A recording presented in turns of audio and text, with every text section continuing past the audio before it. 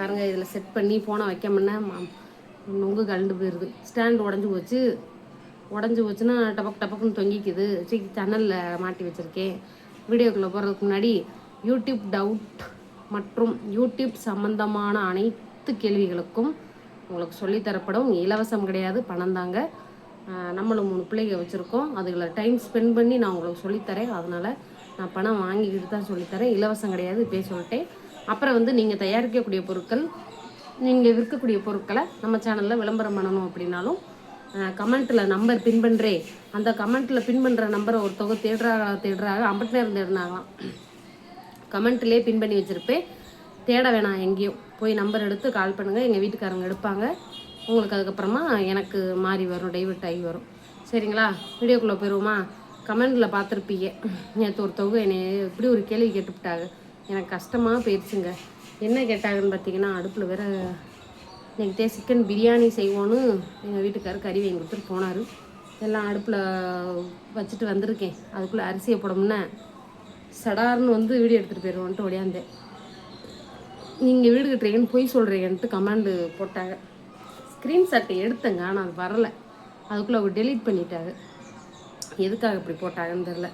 ஒரு 2-3 கமெண்ட் போட்டாங்க என்னைய மனசு ஒவ்வொருபடி. அது எதுக்காக போட்டாங்கன்னு தெரில. சரி, பரவாயில்ல, இருக்கட்டும். என்னைய பற்றி புரிஞ்சுக்கிட்டவங்க என் வீடியோ பாருங்கள். என்னை புரிஞ்சுக்கிறாதவங்க அன்சப்ஸ்கிரைப் பண்ணுன்னு நேற்று சொன்னாங்க ஒருத்தவங்க. உங்களை இன்றைக்கி தான் புரிஞ்சுக்கிட்டேன், அன்சப்ஸ்கிரைப் பண்ணிட்டேன். பரவாயில்ல, எனக்கு சந்தோஷம். உங்களை நான் நேற்று புரிஞ்சுக்கிட்டேன்னு நினச்சிக்கிட்டேன். பெண்களாக இருந்துக்கிட்டு சில விஷயங்களை வெளிப்படையாக பேசுகிறதுக்கு மகளிர் தினங்கிறாங்க, இதுங்கிறாங்க. இங்கே நமக்கு எந்த உரிமையும் கிடையாது. நம்ம எப்போ எப்படி இருக்கோமோ இதே மாதிரி தான் இருக்கும். ஆனால் எங்கள் வீட்டில் எனக்கு எங்கள் வீட்டுக்காரர் சுதந்திரம் கொடுத்துருக்காரு. அந்த சுதந்திரத்தை நான் எங்கள் வீட்டில் பயன்படுத்திக்கிறேன். இனிமேல் யூடியூப்காக நான் பயன்படுத்த விரும்பலை. ஏன்னா இங்கே நல்லவங்க யாரும் இல்லை. நிறைய பேர் எல்லாமே நடிக்கிறவங்களுக்கு தான் காலமாக போயிடுச்சு. என்னை கேட்டுவிட்டாங்க, இப்படி வீடு கட்டுறேன்னு பொய் சொல்கிறீங்க அப்படின்ட்டு. நான் நாளைக்கே பால் காய்ச்சி கூப்பிட்டேன்னா மண்டையை உதறிடுவாங்களா சொல்லுங்கள்? மண்டையை உதறிடுவாங்களான்னா புரியாது உங்களுக்கு. சொல்கிறேன், எங்கள் ஊர் பக்கம் அப்படி தான் சொல்லுவாங்க, மண்டையை போட்டுருவியா, மண்டையை உதறிடுவியான்ட்டு. நான் யாரையும் ஹார்ஸாக பேச மாட்டேன், உங்களுக்கே தெரியும். இருந்தாலும் எனக்கு கஷ்டமாக போயிடுச்சுங்க. என்னடா சிக்கன்லாம் வறுக்கல சாமி, பிரியாணி தான். ஏன் வீடியோ எடுத்துக்கிட்டு இருக்கேன். ஓடு. சிக்கன் பவுடர் வாங்கிட்டா சிக்கன் இல்லை, குண்டாங்குள்ள கிடக்கு. ஒரு நிமிஷம் இருங்க மக்களே. இப்படி நிட்டாகங்க இனிய. என்ன நம்ம நாளைக்கு வீடு கட்டி நான் பால் கச்சிக்குவாங்கன்னு கூப்பிட்றேன். என் கூட யூடியூப்பில் நெருக்கமானவர்களுக்கு, யூடியூப்பில் என் கூட க்ளோஸாக இருக்கிற ஃப்ரெண்ட்ஸுகளுக்கு நான் வீடு கட்டுற வீடியோலாம் அனுப்பிக்கிட்டே இருக்கேன். நேற்று இப்படி என்னை கேட்டுவிட்டாங்க, நீங்கள் வீடு கட்டுறீங்கன்னு யூடியூப்பில் நீ வா போன்னு கூட சொன்னாங்க. நீ வீடு கட்டுறேன்னு போய் சொல்லி மக்களை ஏமாத்துற அப்படின்னுட்டு. எங்கள் வீடு பழைய வீடு எப்படி இருந்துச்சுன்னு எல்லாருக்குமே தெரியும். ஒரு செவரே இல்லாமல் தார்பாய் கட்டி நாங்கள் வாழ்ந்துருக்கோம் அந்த வீட்டில் ஒரு வருஷமாக. பாம்பு, பல்லி, பூச்சி எல்லாமே வரும், தேளு பூரா அதில் தான் நாங்கள் படுத்து கிடந்துருக்கோம்.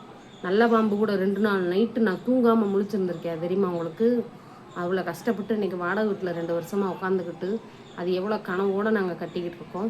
என்னையும் பார்த்து இந்த மாதிரி நாக்கு மேலே பல்ல போட்டு இப்படி கேட்டுவிட்டாங்க. எனக்கு சங்கட்டமாக போயிடுச்சு. அவங்க வம்பாடுபட்டு கடனை வாங்கி சிறுகு சேர்த்து அம்புட்டையும் போட்டு வீடு கட்டிக்கிட்டு இருந்தா நீ பொய் சொல்கிறேன்னு சொன்னால் அது எம்புட்டு ஏத்தம். சொல்லுங்கள். நாளைக்கு நான் எல்லோரையும் கூப்பிடத்தையும் போகிறேன். என் சப்ஸ்கிரைபர்கள் எல்லாரையுமே கூப்பிடுவேன். யார் யார் வர்றீங்கன்னு மட்டும் முன்னக்கூட்டே சொல்லிடுங்க. சோறு பத்தாம் பேர் பார்த்தீங்களா? அப்புறம் வந்து சோறு போடலைன்னு சொல்லி இந்த பேச்சு வந்துடக்கூடாது இல்லையா? அதுக்காகத்தான் நான் சொல்கிறேன். உண்மையாக பையா சொல்லுங்கள். அப்படி கேட்கக்கூடாது. இப்போ நமக்கு தெரிஞ்சவங்கன்னா வீட்டில் போய் பத்திரிக்கை இத்தனை பேர் கொடுத்துருக்கோம், இத்தனை பேர் வருவாங்க, இவ்வளோ சாப்பாடு செய்வோம், நமக்கு தெரியும். சப்ஸ்கிரைபரெல்லாம் வீட்டுக்கு வாங்க அப்படின்னு கூப்பிட்டோன்னு வச்சுக்கோங்க, யார் யார் வரப்போகிறான்னு தெரியாது. அதெல்லாம் இப்போ பேசக்கூடாது, அப்போ பேசுவோம்.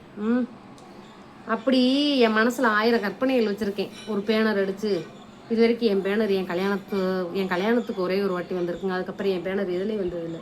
எனக்கு ஒரு ஆசை, நம்ம வீடு கட்டுறதுல நம்ம பேனர் வச்சு எல்லோரும் பார்க்கணும். எனக்கு ஒரு ஆசை இருக்குமா இருக்காதா? கற்பனைகள், ஆசைகள் எல்லாருக்கும் மனசுக்குள்ளே இருக்கும். சிலர் மனசுக்குள்ளே வச்சுக்கிட்டு ஒன்றுமே இல்லாத மாதிரி வெளியே நடிப்பாங்க. சிலர் அவங்களுக்கு ஆசை இல்லாமல் இருக்கலாம். எனக்கு அந்த ஆசை இருக்குது. ஏன் இந்த வீடியோவில் நான் காட்டலை வீட்டை அப்படின்னு பார்த்தீங்கன்னா, கண் திருஷ்டி பட்டுரும், கொஞ்ச நாளைக்கு காட்ட வேணான்னு சொல்லி வச்சுருக்காங்க. ஆனால் என்னை பற்றி உங்களுக்கு தெரியும். நான் ஒரு அவசரம் கொடுக்க எதாக இருந்தாலும் அப்படியே தடாப்படான்னு காமிச்சிருவேன். அந்த வீட்டையே நான் அம்பிட்டு வீடியோ எடுத்து வச்சுருக்கேன், போடுறது கையை உறுத்திக்கிட்டே இருக்குது எனக்கு. ஆனால் எங்கள் வீட்டுக்காரர் சொல்கிற ஒரே வார்த்தை, பொறுமையாக இருக்கு, யார் பேச்சுக்கும் பதில் சொல்லாத, நம்ம வம்பாடு பட்டுறோம், நம்ம வீடு கட்டுறோம், அதை அடுத்தவங்களுக்கு தெரியணுங்கிற அவசியம், நிரூபிக்க வேண்டிய அவசியம் உனக்கு கிடையாது. நீ பேசாமல் இரு, நாளைக்கு நம்ம சென்ட்ரிங் போட்ட பிறகு நம்ம காட்டுவோம்ல, அப்போ பதில் பார்த்து தெரிஞ்சுக்கிறோம் அப்படின்ட்டார் எங்கள் வீட்டுக்காரர். இருந்தாலும் இன்றைக்கி இதை நான் லைவ்லேயும் சொன்னேன். இந்த வீடியோ பார்க்குறவங்க, லைவ் பார்க்காதவங்க, மிஸ் பண்ணவங்க நிறைய பேர் இருப்பாங்கள்ல, அவங்களுக்காக தான் இந்த வீடியோ. அதனால் யாரையுமே ஒரு இடம்பொருள், அதை சொல்லுவாங்க பாருங்கள், கண்ணால் பார்க்குறது போய் காதால் கேட்குறது போயின்ட்டு, அது மாதிரி பார்த்துட்டு பேசுங்க, சரிங்களா? ஆமாம். அப்புறம் பணப்பேய், யாருங்க பணப்பேய்? எனக்கு மனசு உண்மையிலே சங்கட்டமாக போயிடுச்சு. அந்த ஒரே ஐடியிலேருந்து நேற்று 2 கமெண்ட் வந்துச்சுங்க. எனக்கு ரொம்ப சங்கட்டமாக போயிடுச்சு. இங்கே வந்து யூடியூப்புங்கிறது ஒரு வலைதளம் தான், இதில் நம்ம சம்பாதிக்கணும்னு வந்திருக்கிறோம். இங்கே நிறைய பேருக்கு நிறைய கஷ்டங்கள் இருக்கும், எல்லோரும் வெளியில் சொல்லுவாங்க. ஒரு சிலர் வந்து ஒரு தன்மானத்தோடு வெளியில் சொல்லாமலும் இருப்பாங்க, அப்படின்ட்டு இருப்பாங்க. ஒவ்வொருத்தர் குணங்கள் ஒவ்வொரு மாதிரி இருக்கும், எல்லாருமே இங்கே ஒரே மாதிரி இருக்க முடியாது. சிலர் வந்து சில விஷயங்களை மனசுக்குள்ளேயே போட்டு வருந்திக்கிட்டே இருப்பாங்க, யார்ட்டையும் சொல்ல மாட்டாங்க, இப்படி இருப்பாங்க. ஆனால் நான் அப்படி கிடையாதுங்க, அதுதான் எனக்கு வினையும் கூட. ஏன்னா மனசில் வர்ற விஷயத்தெல்லாம் பேசக்கூடாதுங்கிறத இப்போ ஒரு 10 நாளைக்குள்ளே நான் புரிஞ்சுக்கிட்டேன். உண்மையாக இருந்தால் அப்போ இவ்வளவு பேச்சு வரும். நேற்றுலாம் எனக்கு மனசே கேட்கலங்க, போஸ்ட்டு போட்டேன், ஷார்ட்ஸ் போட்டேன், பார்த்தீங்களா இல்லையா? மனசு கேட்கல, வாய் துருன்னு நம்ம அதை தான் புரிஞ்சுக்கிட்டேன். பெண்கள் வந்து எல்லா விஷயங்களும் இனிமேல் வெளியில் சொல்லக்கூடாது, அதுவும் இந்த சமூக வலைதளத்தை கண்டிப்பாக நல்ல வழியில் நம்ம யூஸ் பண்ணுறோம். நான் வந்து ஒரு 4 பேருக்கு ஒரு நன்மையாக இருக்கட்டுமேன்ட்டு நான் சில விஷயங்கள் செஞ்சேன். சரி பரவாயில்ல, நமக்கு பிடிக்கலையா, அதோடு நம்ம கட் பண்ணி வேறு வழி வந்துடணும். இப்போ எனக்கு வந்து ஒரு வாரமாக நான் உண்மையிலே ஃப்ரீயாக இருக்கேங்க. எதுக்குன்னு கேட்டிங்கன்னா, யூடியூப் நான் சொல்லித்தரேன் பார்த்தீங்களா, அது எனக்கு ரொம்ப சந்தோஷமாக இருக்குது. பல விஷயங்கள்லேருந்து என்னை ரிலீஃப் ஆகி கொண்டுட்டு வருது. ஒருத்தருடைய அவங்க கதையை சொல்கிறாங்க, ஒரு அம்மா ஸ்டோரியை சொல்கிறாங்க. ஒருத்தவங்க என்கிட்ட டவுட்டு கேட்க வந்தாங்க, ஒரு அம்மா. அவங்க வந்து அவங்க சேனல் லிங்க்கு தான் ஃபஸ்ட்டு அனுப்ப சொல்லுவேன். அவங்க சேனலுக்குள்ளே போய் பார்த்தா அவங்க வீட்டுக்காரர், அந்த அம்மா எல்லாம் ஜாலியாக இருக்காங்க, லைவில் போட்டு சும்மா குடும்பத்தோட ஜம்முன்னு இருக்காங்கங்க. சரி லிங்க் அனுப்பிட்டீங்களம்மா, என்ன டவுட்டுன்னு. என்ன போடுறதுனே தெரியலன்னாங்க. ஏம்மா நீங்களும் இந்த உங்கள் வீட்டுக்காரங்க எல்லாம் சேர்ந்து ஜாலியாக ஷார்ட்ஸ் எல்லாம் போட்டிருக்கீங்க, பார்க்கும்போதே நல்லா இருந்துச்சு, லைவ் ஃபேமிலியாக போட்டிருக்கீங்க, நல்லா தானே இருக்குது, அதை கண்டினியூ பண்ண வேண்டியதானம்மான்ட்டு அவங்க ஒரு வார்த்தை சொன்னாங்க. இல்லைம்மா அப்பா இறந்துட்டாங்க, 1 மாதம் ஆச்சு அப்படின்னாங்க. அந்த அம்மாவோட வீட்டுக்காரங்க என்கிட்ட அப்பான்னு சொன்னாங்க. என்ன ஆச்சுமா, ஹார்ட் அட்டாக்மான்னாங்க. அவங்க யாருன்னு எனக்கு தெரியாது, அன்றைக்கி தான் பேசினேன். அப்போ அவங்க சொன்னாங்க இந்த மாதிரி சொல்லவும் எனக்கு ரொம்ப சங்கட்டமாக போயிடுச்சு. பார்த்தா அப்படி ஜோடியாக சிரித்து போட்டிருக்காங்க. அப்படி இருந்த மனுஷங்க இல்லை இன்றைக்கி வாழ்க்கையில். இது தாங்க வாழ்க்கை, அவ்வளோதான். இப்படிங்க முன்னே எல்லாமே முடிஞ்சு போயிடும். அதனால் இருக்கிற வரைக்கும் யார் மனசையும் புண்படுத்தாதீங்க, யாரையும் காயப்படுத்தாதீங்க. அவங்களுக்கு எல்லாமே சொல்லி கொடுத்தேன். அந்த அம்மா கூட வருத்தப்பட்டாங்க, நாங்கள் வீடியோ போட்டால் பாரு நேற்று தான் இறந்தாங்க, இப்படி செஞ்சுக்கிட்டு இருக்காங்க, வைக்கிறாங்க போகிறாங்கன்ட்டு இப்படிலாம் எங்களை பேசுகிறாங்கம்மா. ஒரு சமைச்சு வீடியோ போட்டால் கூட இப்போ தான் இறந்து போனார், இவங்க சமைச்சு நல்லா திங்கிறாங்கன்னு சொல்கிறாங்கம்மான்னாங்க. எனக்கு உண்மையிலே கஷ்டமாக இருந்துச்சுங்க. இறந்து போயிட்டாங்கன்னா அது இயற்கை. இங்கே நம்ம வந்தவங்க யாருமே இங்கே இருக்கிறதுக்காக நம்ம வரல. நாளைக்கே நான் தூக்கத்தில் போனாலும் போனது அவ்வளோதான், அது விதி, அப்படித்தான். அதுக்காக அப்படி அது அவங்க இருக்கிறவங்க வந்து வாழக்கூடாதுன்னு, சாப்பிடக்கூடாது, சந்தோஷமாக இருக்கக்கூடாதுன்னு சொல்கிறதுக்கு யாருக்குமே உரிமை கிடையாது. நாளைக்கே நான் இல்லைன்னா அதுக்காக எங்கள் வீட்டுக்காரர் என்ன பட்னியாக கிடப்பார், இல்லை 3 பிள்ளைங்க பட்னியாக கிடப்பாங்களா? சாப்பிட்டு தானே ஆகணும், சமைச்சு தானே ஆகணும், அவங்க வாழ்ந்து தானே ஆகணும். யாராக இருந்தாலுமே அப்படித்தான், இது இயற்கை. வாழ்க்கையில் அந்த கஷ்டங்கள் நமக்கு இருக்கும், அந்த கஷ்டங்கள் அது அவங்களுக்கு தான் உணர முடியும். ரோட்டில் போகிற வரவங்களெல்லாம் அவங்கள வந்து கேள்வி கேட்க முடியாது. இதே மாதிரி தான் நான் என்னோடய சூழ்நிலையை சொல்ல வரேன். எங்களுக்கு இருக்கிற சூழ்நிலைகள் எங்களுக்கு தான் தெரியும். இன்றைக்குமே யூடியூப்பில் நான் வந்து காசு போட்டுட்டு தான் நான் சொல்லித்தருவேன், யாருக்குமே சொல்லவே மாட்டேன்.